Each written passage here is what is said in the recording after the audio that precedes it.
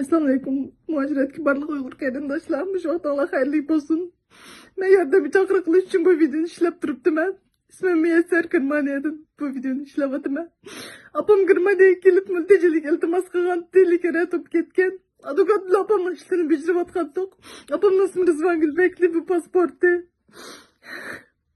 O'tgan hafta 29-yil opam bir sud ichilmoqchi cho'ng sud. Ama lekin tuyuqsizda shu qolganda ishibtol olib ketib qoldi. Shuni o'zi sababini bilmadik, ama ishibtol bo'lgan xabarini olgandan keyin aytdi. Qatqazdan materiallaring bor, dushanba kuni kelib aytgan deb uchur keldi.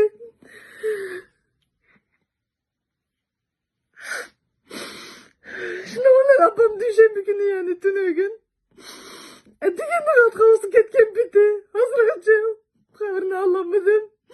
Sağcılığa telefon kılsam, ettiğin sağcılığa hep ekipti yataktan camdallarını zörep. Tepaşta dedi.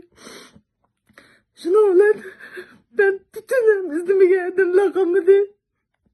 Hepsini izleyip sürüştürdüm babam olsun. Ne ilişkiligini fakat tapamadım. Ahire abaydım, işte ki bu anda katkaz telefon kılsam. Opani. Dedi ki neden kaytırmetti. Neden kaytırmetti diye bütün haberini aldım. Bugün ne anlatıyorum fakat tutulamayın. Öyle kolay demedim ama yerde bunun abamın ne açık geldiğini. Kandaktım azkalığını bilmeyeceğim ben. Abam 25 yılına kalmıştım gizli o. Abam strestim bundan. Bizimle de götüremeydi. Her günü de arayış gerek.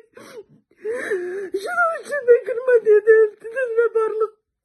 Dünyadaki Uygurların o yardım kılıp babamla tüm perçinde sağ selamet işgalliğini. Sıkılım hem o yardım kılımla abi. Fakat ciddimedim babamla tüm perimle bana. Babam güzeldi babam.